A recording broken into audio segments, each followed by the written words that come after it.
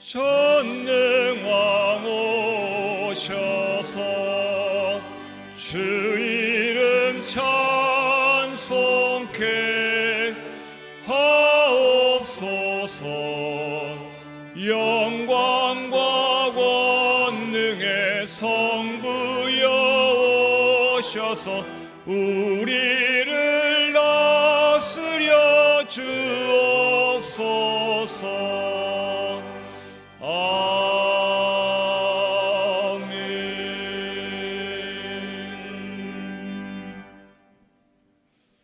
내 영혼아, 네가 어찌하여 낙심하며 어찌하여 내 속에서 불안해하는가?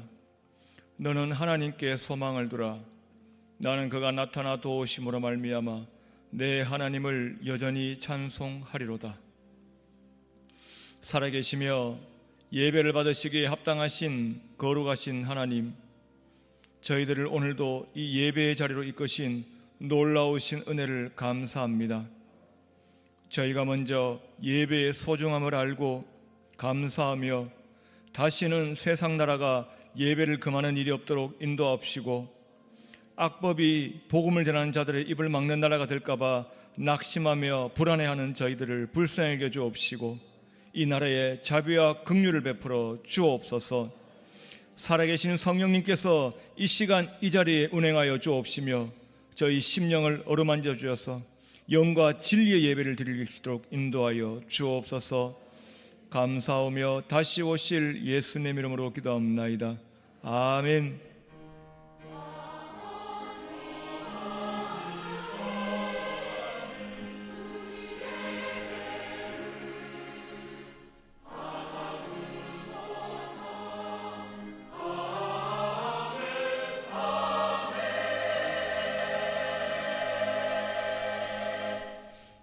전능하사 천지를 만드신 하나님 아버지를 내가 믿사오며 그 외아들 우리 주 예수 그리스도를 믿사오니 이는 성령으로 잉태하사 동정녀 마리아에게 나시고 본디오 빌라도에게 고난을 받으사 십자가에 못 박혀 죽으시고 장사한 지 사흘 만에 죽은 자 가운데서 다시 살아나시며 하늘에 오르사 전능하신 하나님 우편에 앉아 계시다가 들려서 산자와 죽은 자를 심판하러 오시리라. 성령을 믿사오며 거룩한 공회와 성도가 서로 교통하는 것과 죄를 사하여 주시는 것과 몸이 다시 사는 것과 영원히 사는 것을 믿사옵나이다. 아멘.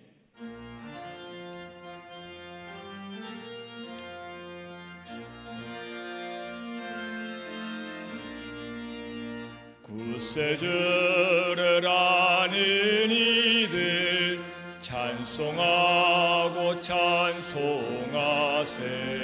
마음과 뜻과 인다여 경배드리세.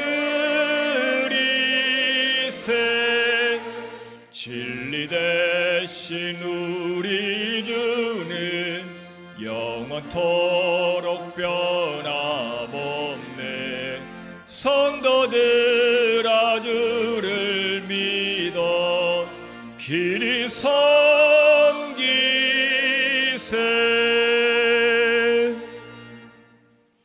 허물의 사함을 받고 자신의 죄가 가려진 자는 복이 있도다. 마음에 간사함이 없고 여호와께 정죄를 당하지 아니하는 자는 복이 있도다. 이로 말미암아 모든 경건한 자는 주를 만날 기회를 얻어서 주께 기도할지라. 진실로 홍수가 동남할지라도 그에게 미치지 못하리이다. 주는 나의 은신처이오니 환난에서 나를 보호하시고 구원의 노래로 나를 부르시리이다. 너희 의인들아 여호와를 기뻐하며 즐거워할지어다. 마음이 정직한 너희들아 다 즐거이 외칠지어다. 아멘.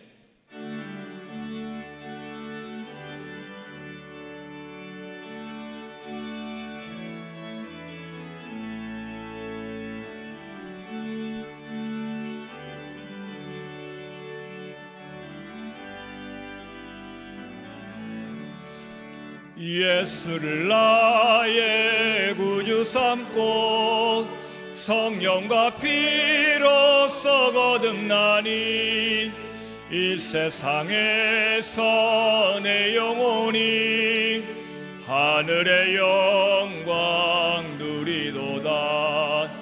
이것이 나의 간증이요 이것이 나의 찬송일세. 나 사는 동안 끊임없이 구주를 찬송하리로다. 온전히 주께 맡긴 내 영 사랑의 음성을 듣는 중에 천사들 왕래하는 것과 하늘의 영광 보리로다. 이것이 나의 간증이요 이것이 나의 찬송일세. 나 사는 동안 끊임없이 구주를 찬송하리로다. 주 안에 기쁨 누림으로 마음의 풍랑이 잔잔하니 세상과 나는 간 곳 없고 구속한 주만 보이도다. 이것이 나의 간증이요 이것이 나의 찬송일세. 나 사는 동안 끊임없이 구주를 찬송하리로다.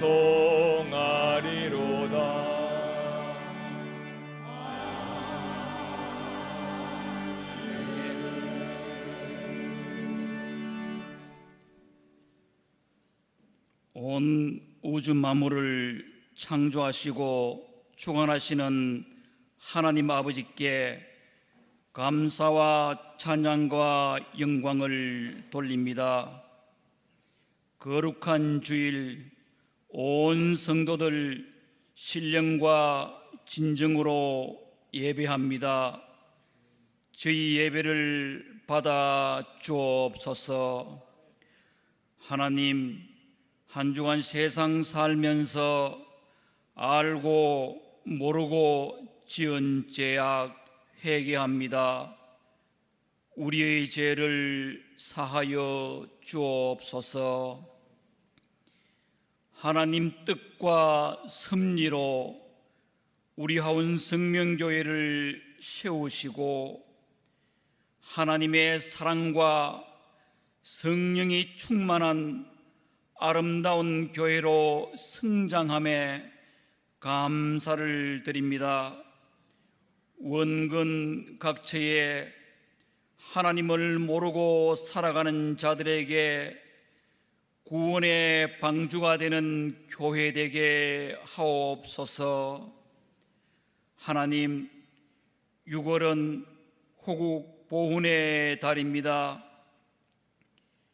지금의 이 나라가 세계 속의 선진국으로 성장하기까지 수많은 순국 선열과 호국 영령들의 눈물과 땀, 피와 목숨 바쳐 이 조국을 지키신 훌륭한 믿음의 선구자가 있었기에 오늘날 우리가 안전하고 평안하고 자유롭게 믿음 생활할 수 있음에 감사를 드립니다.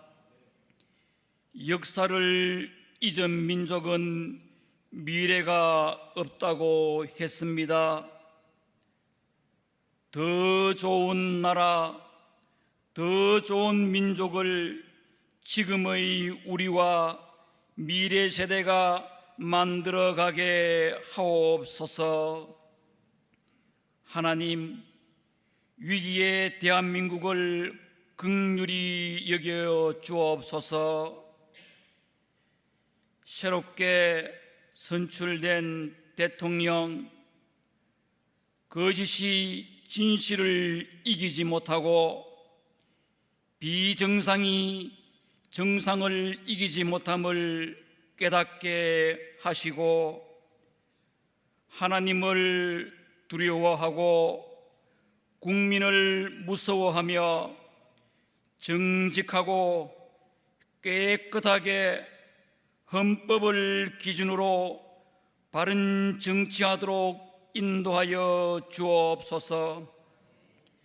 하나님, 1구역에서 79역 성도들 성령이 말하게 하심을 따를 때 모든 성도들 가정을 축복하시고 병마와 고난 가운데 있는 성도들 주님 위로하여 주시고 믿음으로 기도하며 승리하게 하옵소서. 하나님, 안식을 중인 목사님 성령 충만함으로 영과 육이 참 쉼을 얻고 평안을 누리게 하옵소서. 하나님, 이 시간 김성덕 목사님 말씀 선포합니다. 온 성도들 말씀에 은혜 받고 성령 충만한 삶을 살게 하옵소서.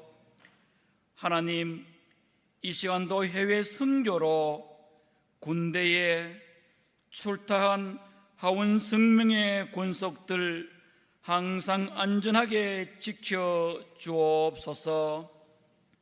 하나님, 할렐루야 찬양대 정성껏 준비한 찬양합니다. 받아주시고 온 성도들 마음문 활짝 열게 하옵소서. 예배의 모든 순서 주님 인도하옵소서. 이 땅에 반드시 다시 오실 예수님의 이름으로 기도하옵나이다. 아멘.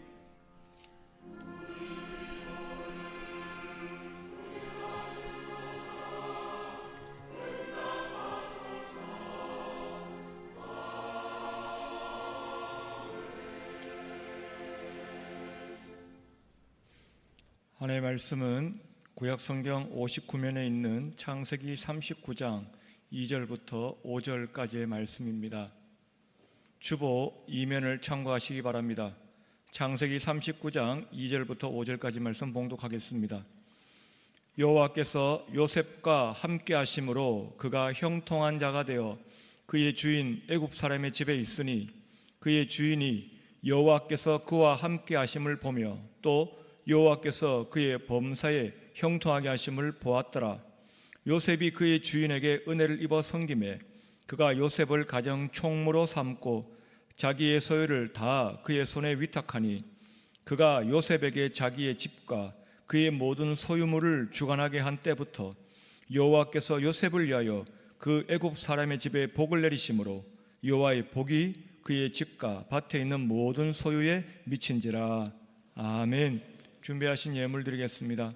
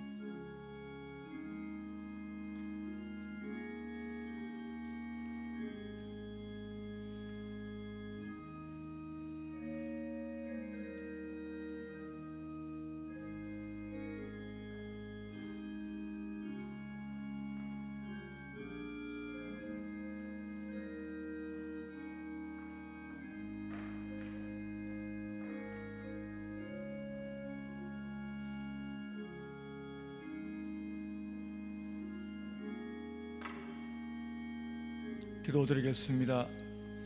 은혜가 풍성하신 하나님, 이렇게 드릴 수 있는 예물과 드리고 싶은 마음의 소원 주심에 감사드립니다. 감사하며 드리는 성도들에게 사라반 여인의 통에 가루가 떨어지지 아니하고 병에 기름이 없어지지 아니했던 것처럼 저희들의 쓸 것도 풍성하게 채워주시는 은혜를 누리게 하여 주옵소서. 예물이 쓰여진 우리 교회에 오병이어의 은혜를 허락하여 주옵소서. 드릴 수 있어 감사하오며 다시 오실 예수님 이름으로 기도합나이다. 아멘. 광고 시간입니다. 주보 13면을 참고하시기 바랍니다. 서대구노회 여전도회 연합회 실행위원회가 오는 6월 10일 화요일 오전 11시에 대구 예일교회에서 있습니다. 교회 출발은 오전 10시 20분입니다. 소청 광고입니다. 송춘지 권사님께서 지난 6월 1일 주일 소천하셨습니다. 유족들에게 위로가 있으시기를 바랍니다. 그리고 권영교 권사님의 모친 황하경 장로님의 장모 되십니다. 지난 6월 3일 화요일 소천하셨습니다. 유족들에게 위로가 있으시기를 바랍니다. 그 외 광고와 사랑 게시판은 주보를 참고하시고 안식월 중이신 목사님의 건강과 성령 충만을 위해서 계속해서 기도해 주시기를 바랍니다. 할렐루야 찬양대 찬양 드리겠습니다.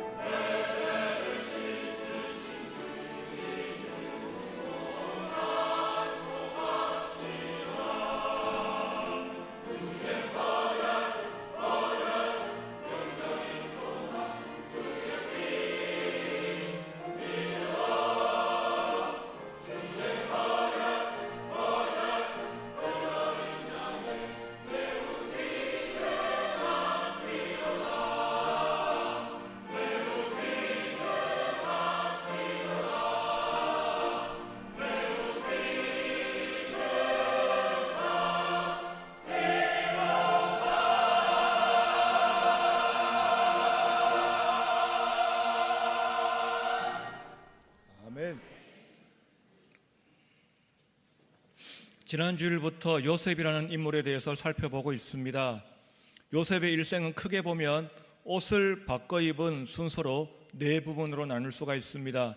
채색옷, 노예옷, 죄수복, 애굽 총리의 옷 가운데 오늘은 두 번째로 노예 옷을 입은 요셉에 관한 말씀입니다.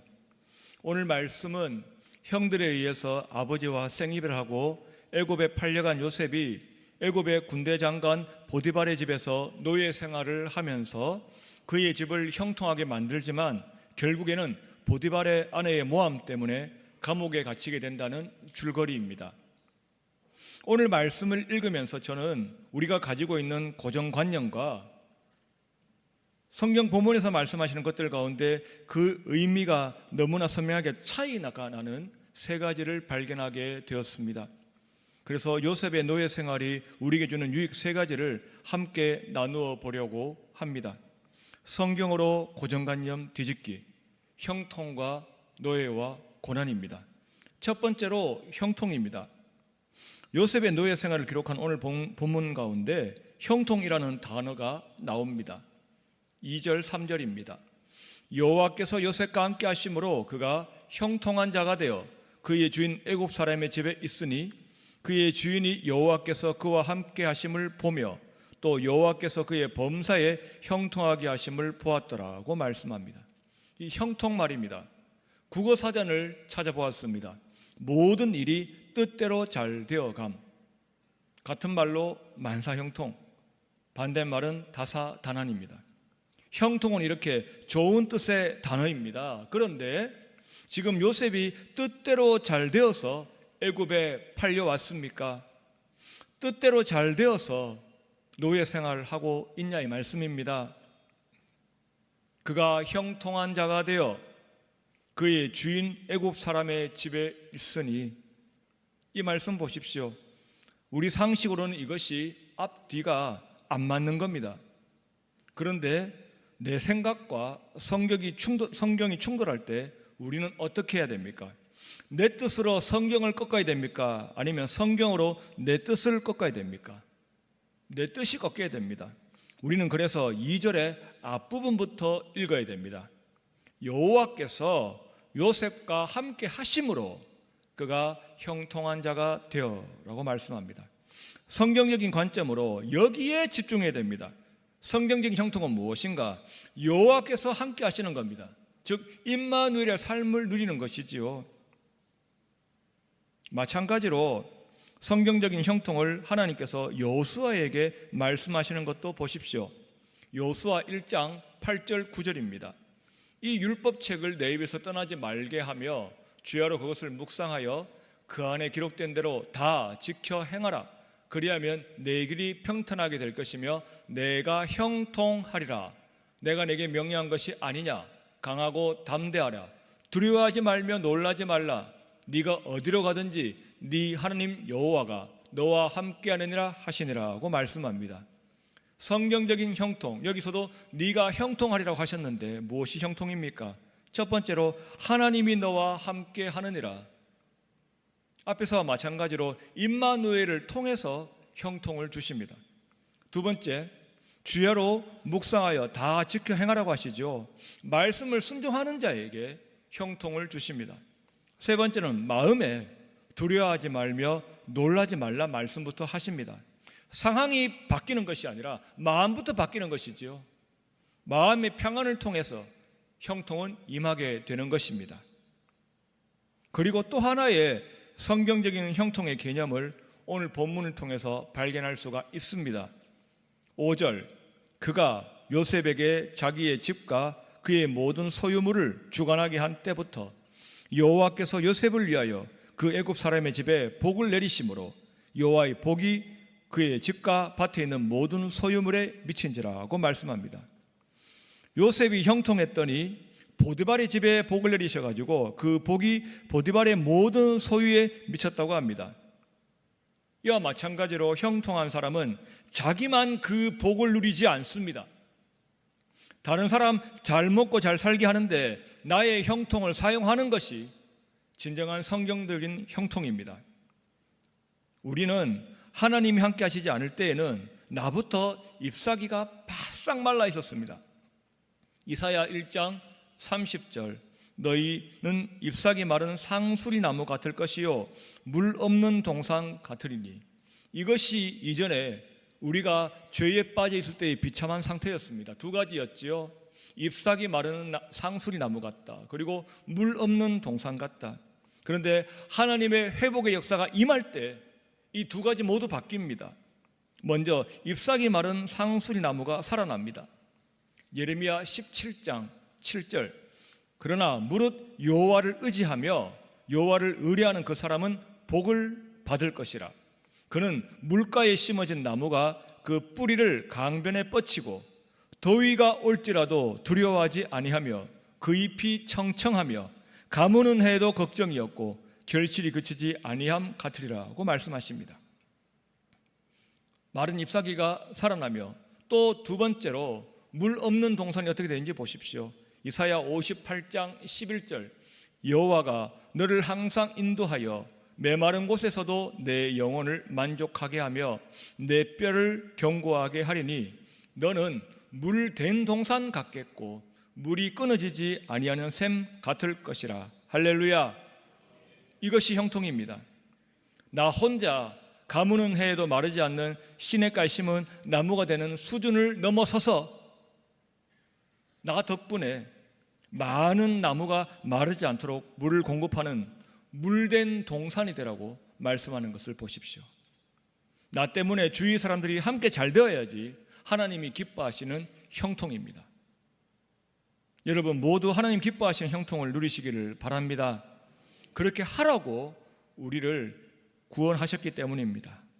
우리 믿음의 조상 아브라함 어떤 약속 받았습니까? 창세기 12장 2절 내가 너로 큰 민족을 이루고 내게 복을 주어 내 이름을 창대하게 하리니 너는 복이 될지라고 약속하십니다. 문법적으로는 지금 우리가 보는 이 번역이 더 원문에 맞습니다만 우리가 예전에 보던 개역 한글 성경에 약간의 의역이 들어갔습니다. 너는 복의 근원이 될지라. 이것이 의미를 더 잘 살려준 훌륭한 번역입니다. 그래서 개역 개정성경 그 다음에 나온 표준 새번역 개정판에 보면 다시 복의 근원이라고 되어 있습니다.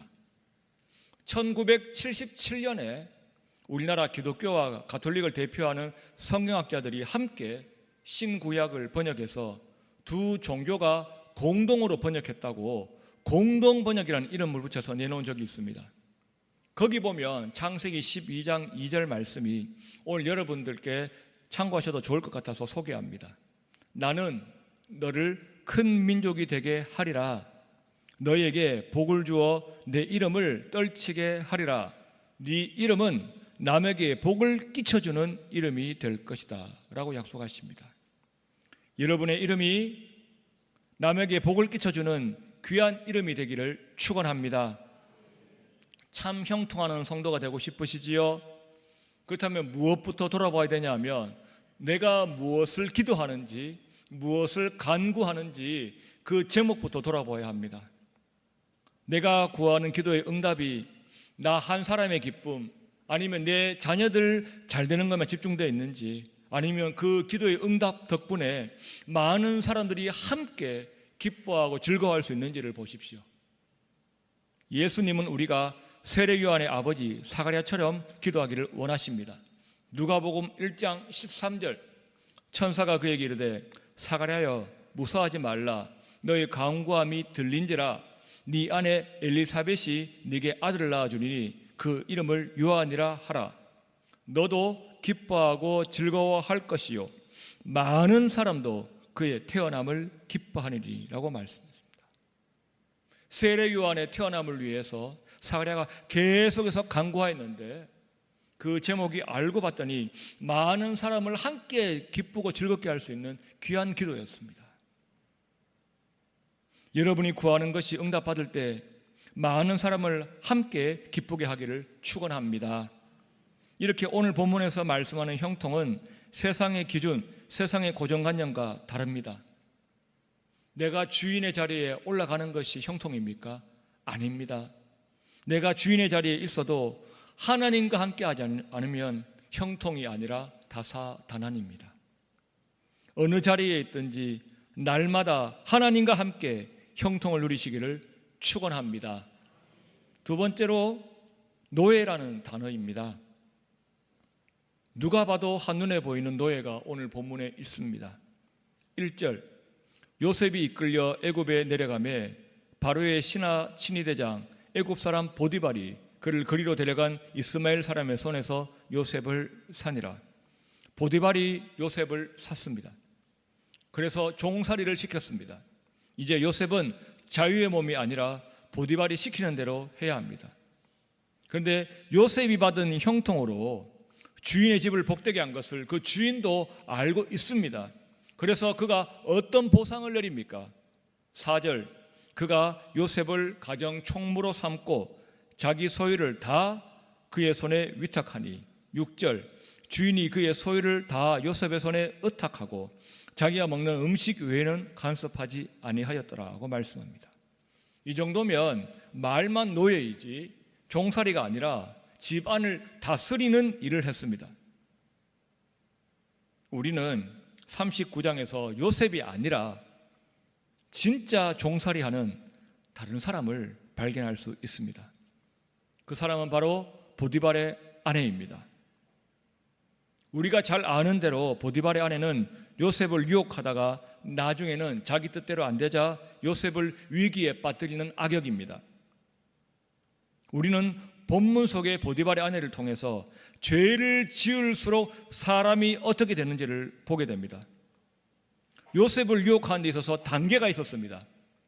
7절, 그 후에 그의 주인의 아내가 요셉에게 눈짓하다가 동침하기를 청하니. 12절, 그 여인이 그의 옷을 잡고 이르되 나와 동침하자. 그러나 요셉이 자기의 옷을 그 여인의 손에 버려두고 밖으로 나가매. 빨간색으로 표시된 세 가지 동사입니다. 눈짓하다가, 청하니, 옷을 잡고. 이 순서입니다. 처음에는 입은 열지 않습니다. 그저 눈짓으로 호감을 보내며 유혹합니다. 그러다가 참지 못하겠으니 어떻게 합니까? 청하니라고 입을 열어서 요구합니다. 청한다는 말은 부탁한다는 뜻이지만 지금 부탁할 필요가 없습니다. 주인이 자기 종에게 말하는 겁니다. 부탁이 아니라 명령을 하는 것이죠. 내 말을 들으라고. 근데 말을 안 들으니까 이제는 어떻게 합니까?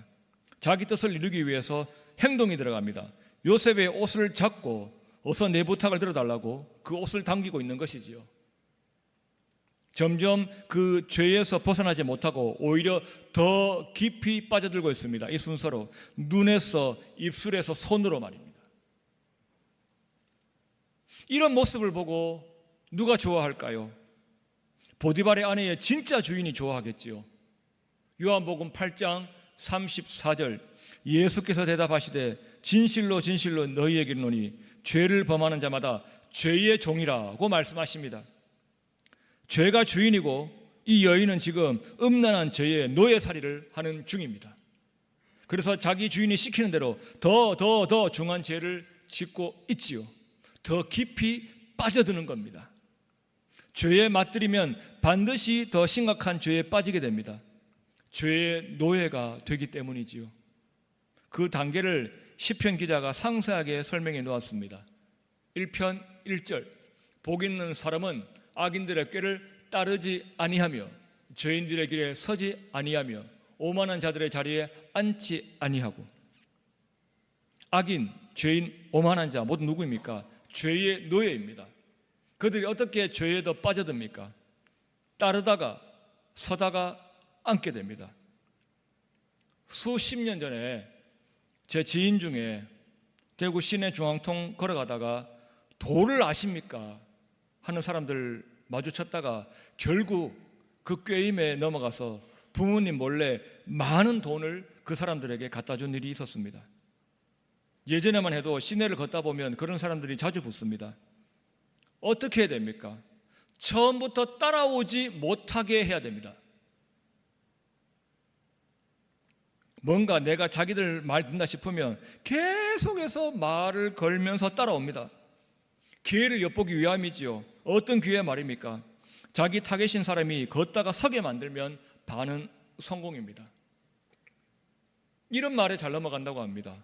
지금 집안에 건강 안 좋은 사람이 있지요. 다 있죠, 여러분. 그런데 그게 자기 중심에 있으면 때마침 건강이 안 좋으신 부모님이나 형제 걱정에 골몰하다가 이런 말을 들으면 예사로 안 들린단 말입니다.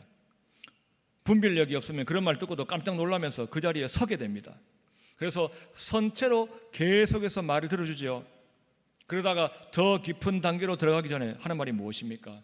여기서 이러지 말고 저기 카페라도 들어가서 앉아서 더 얘기할까요? 그러면 끝입니다. 완벽하게 그들의 목적을 달성하게 되는 것이죠. 시편 말씀 다시 보겠습니다. 복 있는 사람은 악인들의 꾀를 따르지 아니하며 죄인들의 길에 서지 아니하며 오만한 자들의 자리에 앉지 아니하고, 이제 이 순서를 이해하시겠지요. 따르다, 서다, 앉다. 점점 저 죄의 노예가 되어 가는 겁니다. 더 깊이 빠져듭니다. 딱 이 케이스가 오늘 본문 속의 보디발의 아내입니다. 눈짓하다가 말하다가 옷을 잡아다닙니다. 우리가 죄의 노예가 되지 않는 방법도 오늘 요셉이 알려줍니다. 그것은 하나님 앞에서 형통한 삶을 사는 것입니다.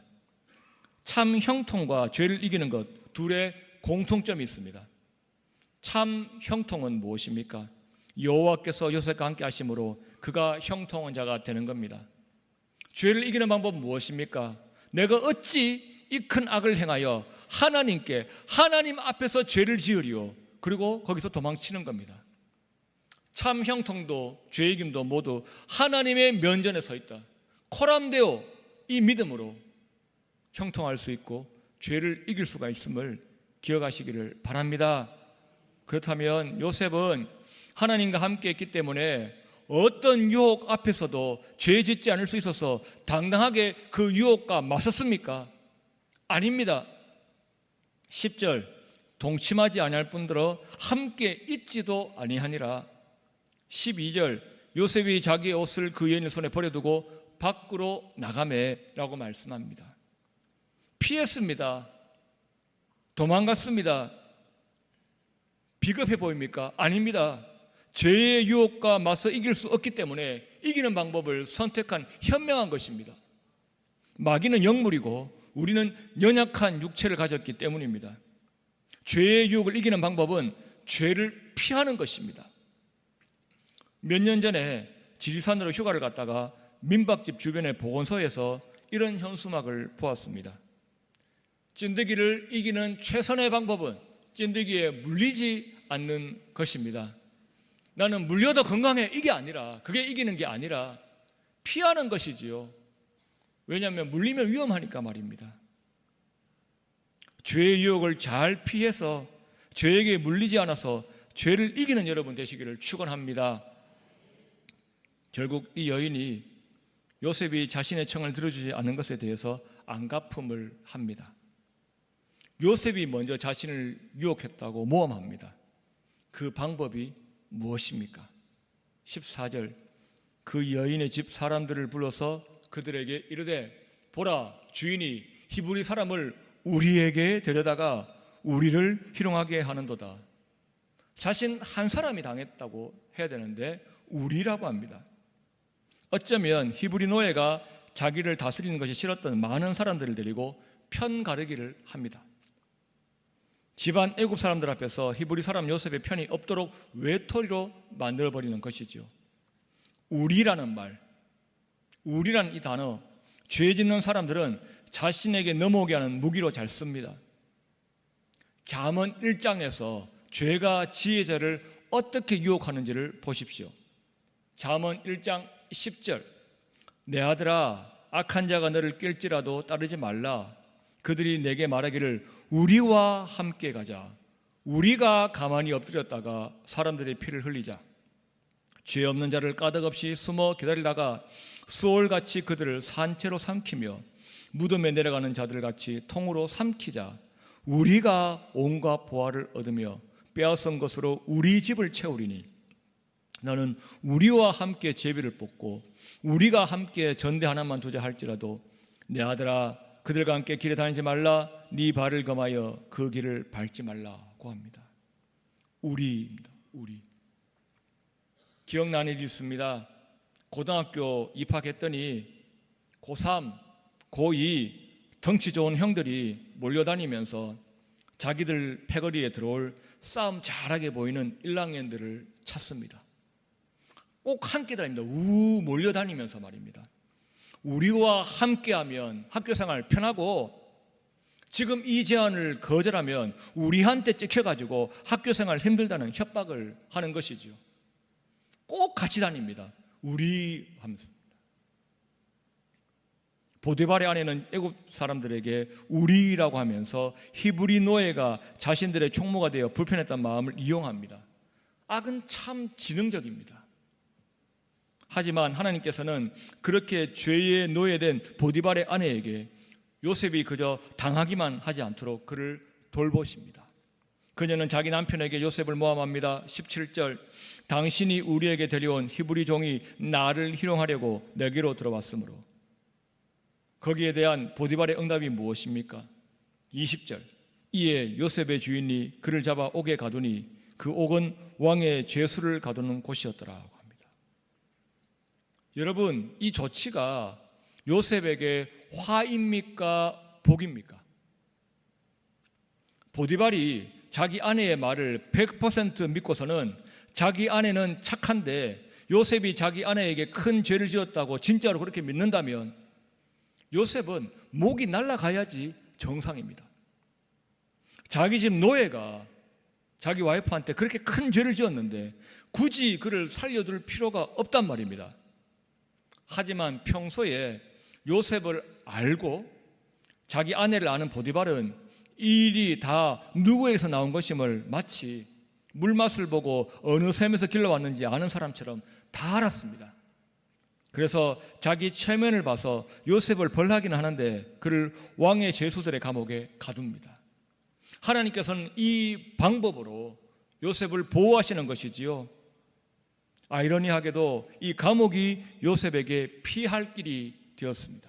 하나님은 저와 여러분에게, 우리 모두에게 시험 당할 때 피할 길 주시는 분이심을 믿으시기를 바랍니다. 고린도전서 10장 13절 말씀 함께 읽겠습니다.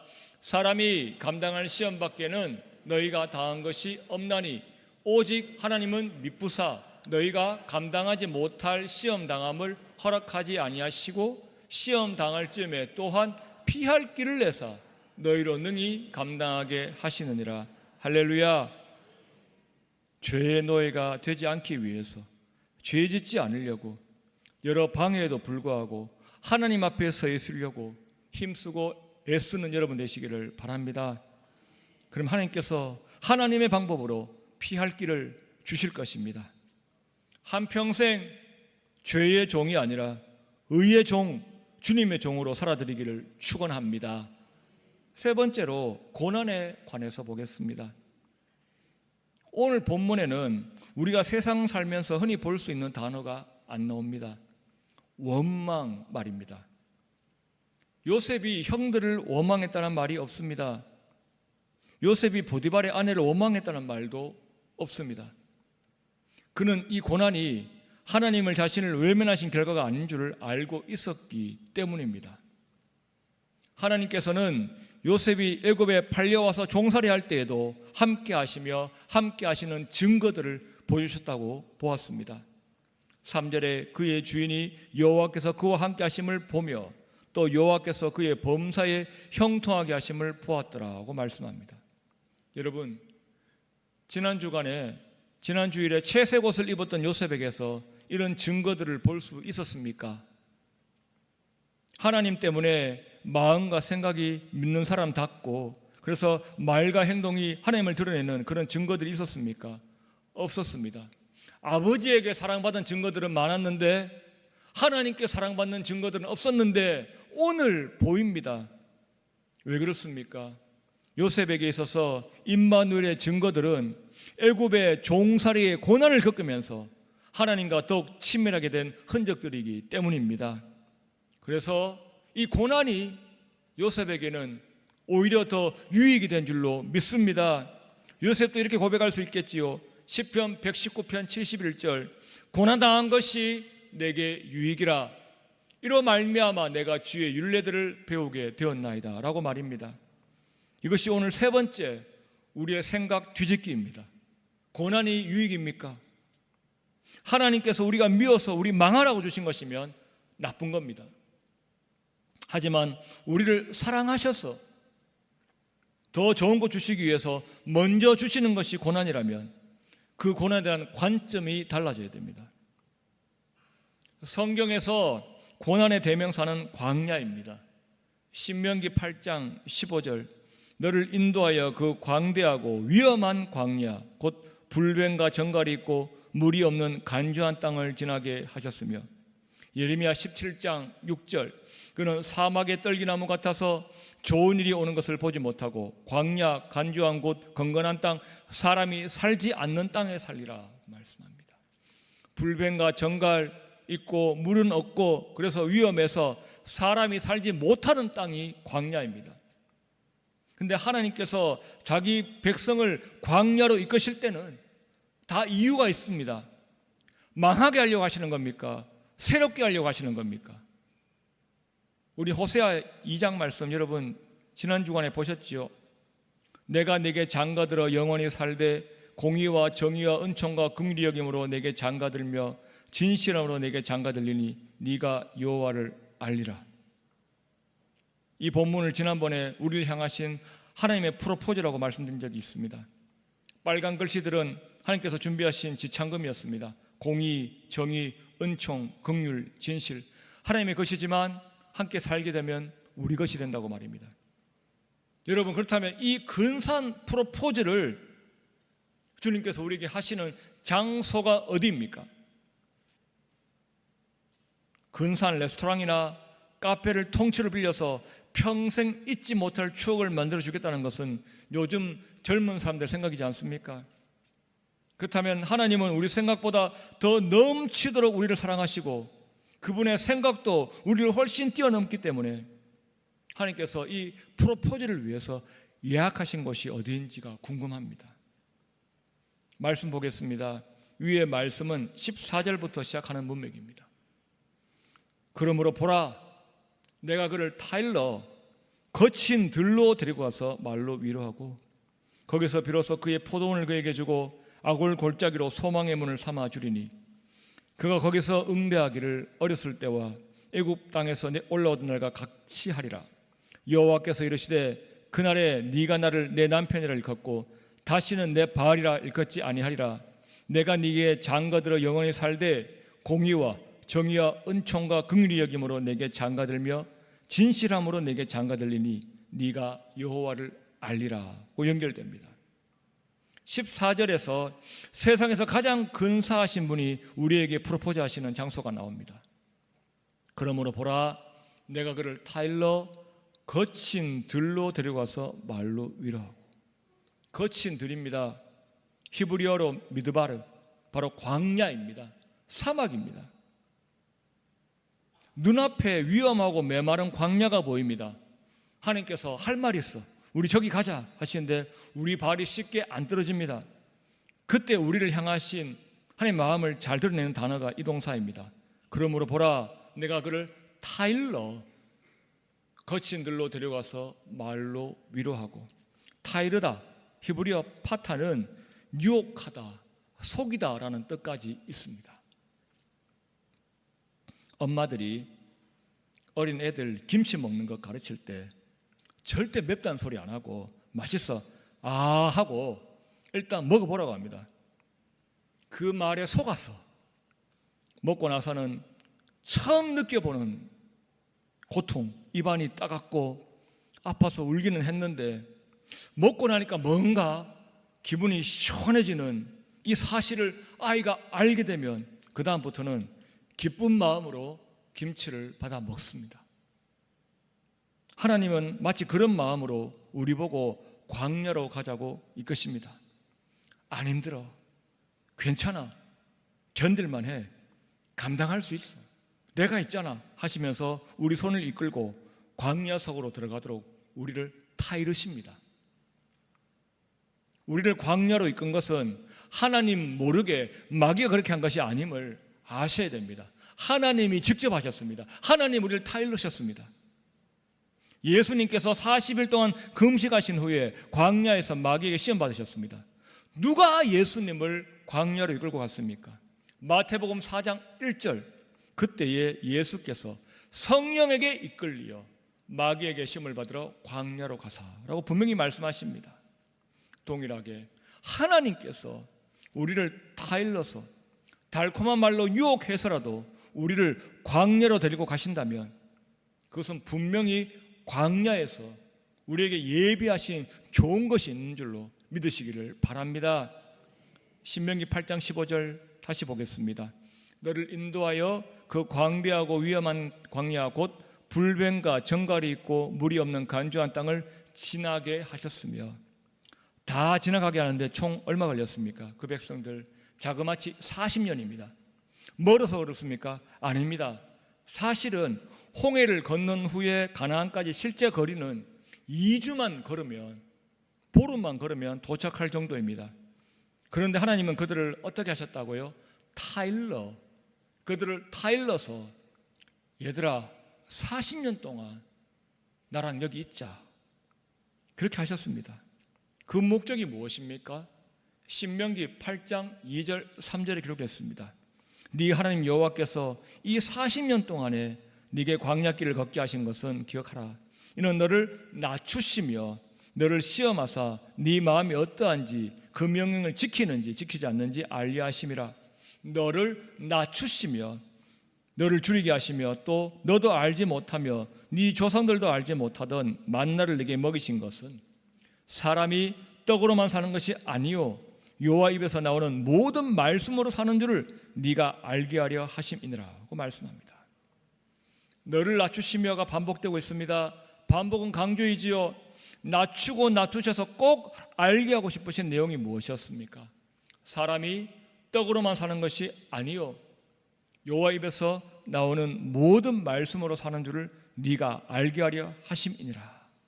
이 목적 때문입니다. 광야를 지나며 이 사실을 믿고 하나님 말씀 더 잘 듣기 위해서 하나님께 바짝 붙어서 하나님 떠나지 않으려고 하는 백성들에게 주시는 축복의 메시지가 있습니다. 호세아 2장 계속 보겠습니다.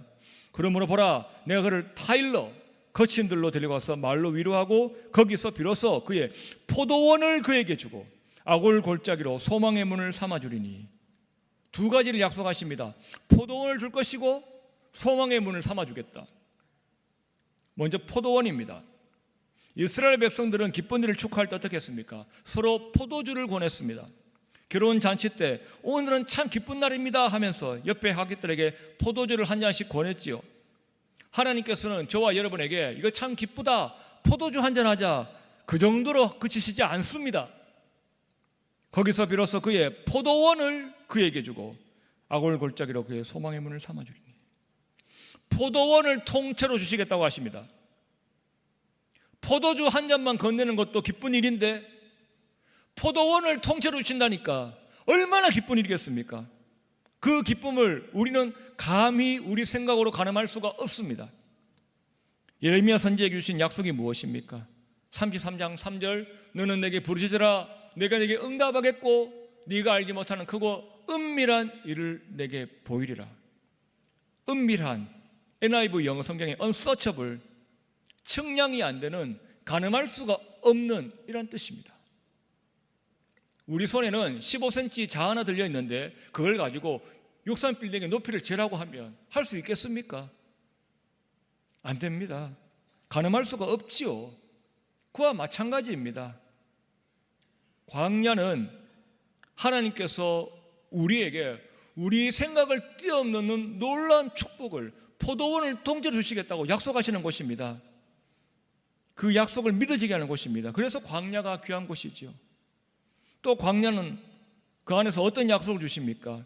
거기서 비로소 그의 포도원을 그에게 주고 아골 골짜기로 소망의 문을 삼아주리니 라고 말씀합니다. 아골 골짜기는 어떤 곳입니까? 죽음과 심판의 상징이었습니다. 여리고성은 이겼습니다. 하지만 그 다음 전투, 아이성 전투에서는 훨씬 성이 여리고성보다 작았지만 대패합니다.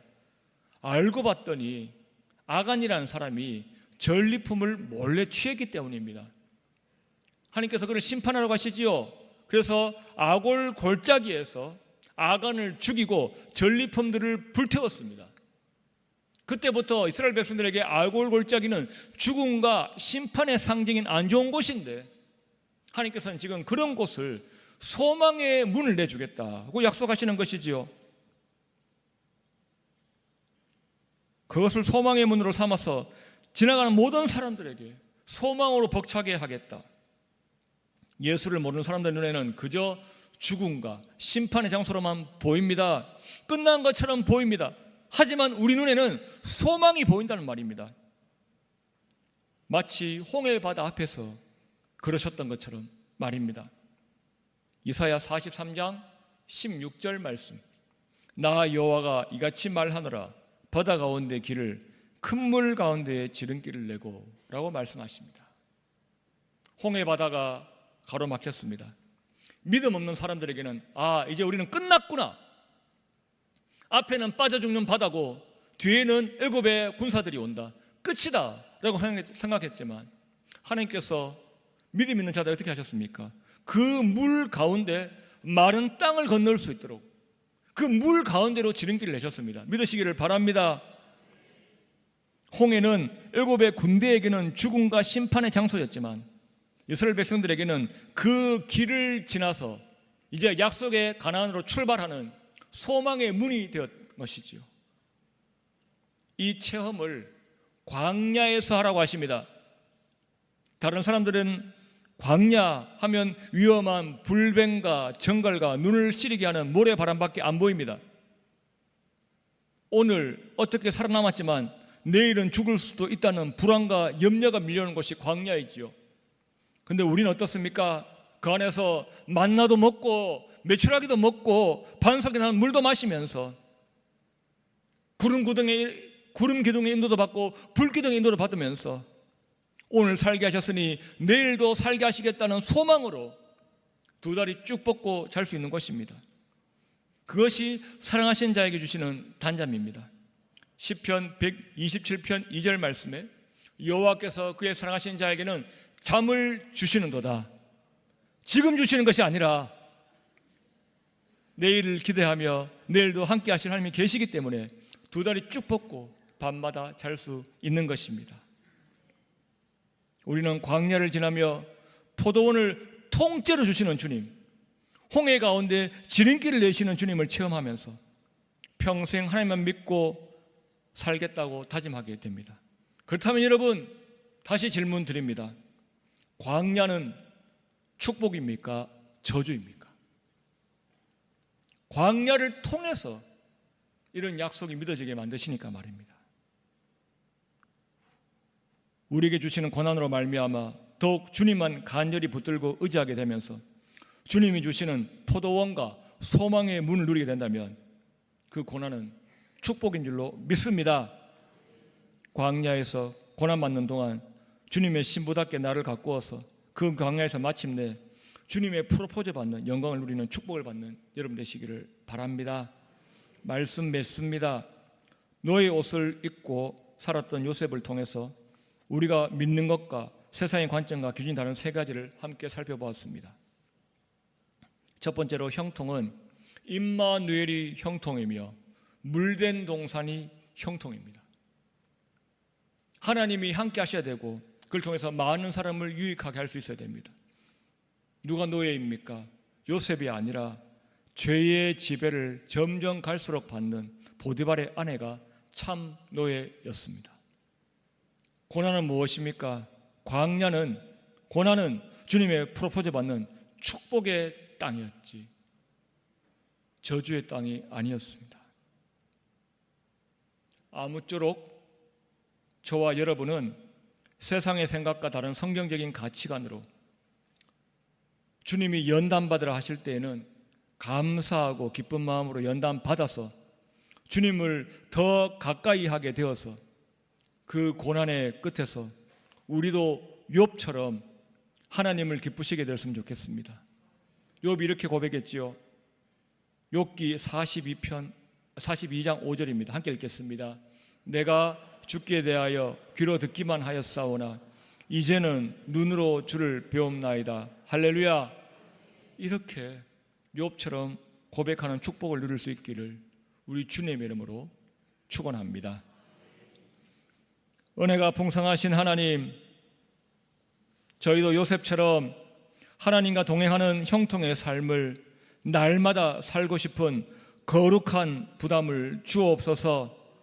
많은 사람들이 돈과 정욕의 종으로 사는 세상 가운데서 저희들은 어떻게 하면 우리 주님을 기쁘시게 할지를 골몰하는 의의 종답게 살게 하옵소서. 그래서 주님을 위해 죄 짓는 자리를 피할 수 있도록 결단하게 하옵소서. 아버지, 저희들을 타일러서 광야로 이끄시는 주님의 마음을 알아서 감사로 그 연단을 받고 우리 믿음이 순금처럼 될 수 있는 은혜를 주옵소서. 감사하며 다시 오실 예수님 이름으로 기도하옵나이다. 아멘.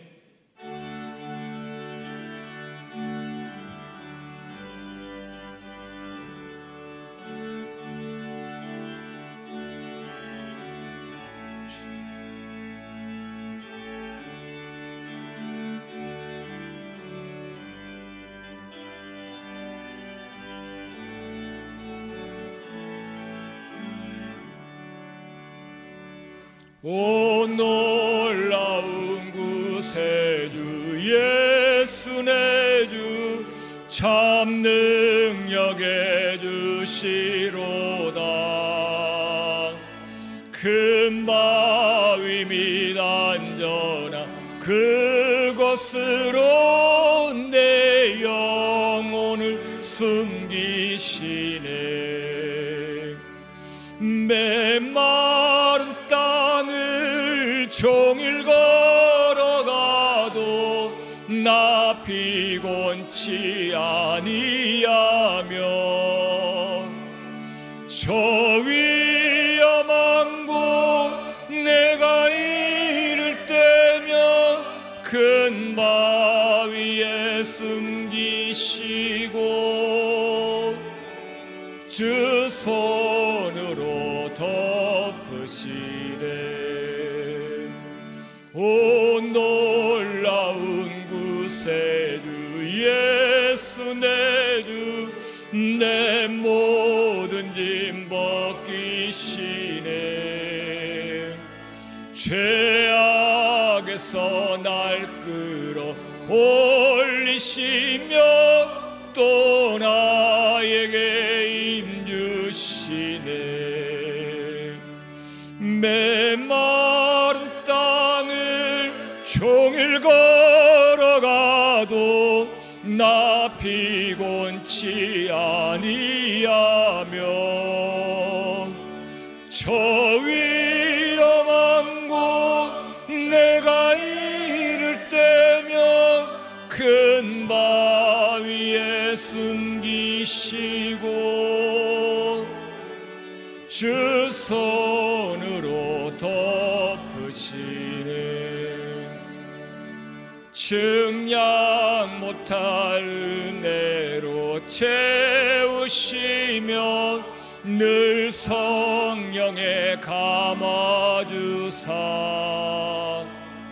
큰 기쁨 중 주님을 찬양토록 내 믿음을 도우시네. 메마른 땅을 종일 걸어가도 나 피곤치 아니하며 저 위험한 곳 내가 이를 때면 큰 바위에 숨기시고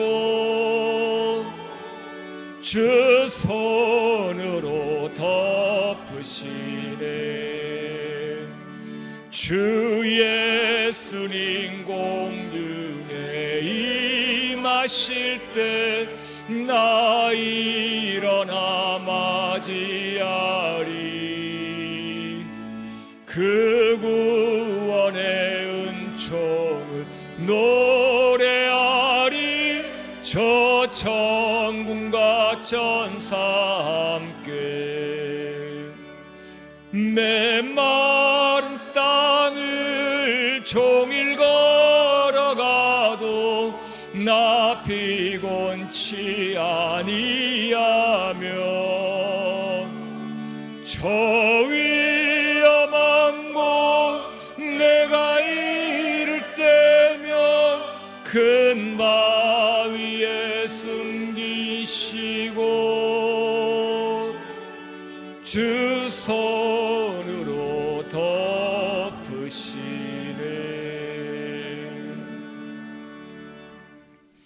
지금은 우리 주 예수 그리스도의 크신 은혜와 하나님 우리 아버지의 말로 닿을 수 없는 극진하신 사랑하심과 성령님의 교통하심과 위로하심이 우리를 타일러서 광야로 이끄시는 주님의 마음을 알아서 한평생 주님 손 붙잡고 주님이 기뻐하시는 형통한 삶 살기를 소망하는 사랑하는 성도들의 머리 위에, 저들의 자녀들 위에, 가정 위에, 직장과 사업장 위에, 마음의 소원들 위에 이제로부터 영원토록 항상 함께 있을지어다. 아멘.